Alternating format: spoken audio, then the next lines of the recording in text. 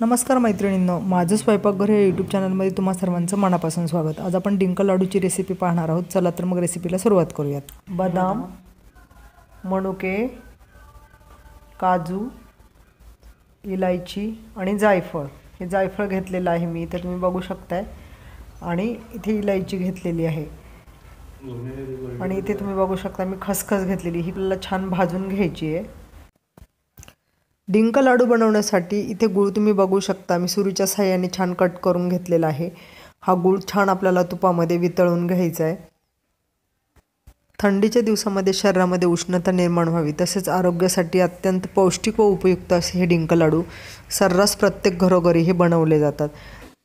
चला तर मग आता आपण डिंक लाडू बनवण्याच्या रेसिपीला सुरुवात करूया। तुम्ही इथे बघू शकता मी जाड बुडाची पॅन घेतलेली आहे। त्यामध्ये आता सर्वप्रथम मी घरगुती म्हशीचे 100 ग्रॅम तूप घालत आहे। ह्या तुपावर आपल्याला छान तूप वितळल्यानंतर यामध्ये मी डिंक तळून घेणार आहे। तुम्ही बघू शकता इथे मी डिंक घेतलेला आहे आणि थोडे मेथी दाणे घेतलेले आहेत। डिंक छान फुलवून घ्यायचे आपल्याला। फुलल्यानंतर तो आपण काढून घेणार आहोत। तुम्ही बघू शकता मी इथे तूप गरम झालेलं आहे, त्या तुपामध्ये डिंक टाकलेला आहे।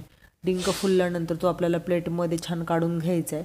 तसंच तो आपल्याला हातानेच कुस्करून घ्यायचा आहे, तो मिक्सरला बारीक करायचा नाही।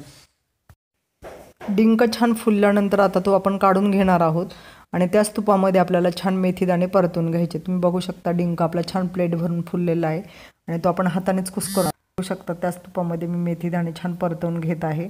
मेथीदाणे काढून घेतल्यानंतर त्याच तुपामध्ये आता आपल्याला गूळ टाकायचा आहे।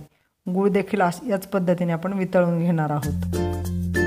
डिंक लाडू बनवण्यासाठी मी प्रत्येकी अर्धा किलो खारीक व खोबरं घेतलेलं आहे, ते किसून मिक्सरला बारीक करून घेतलेलं आहे।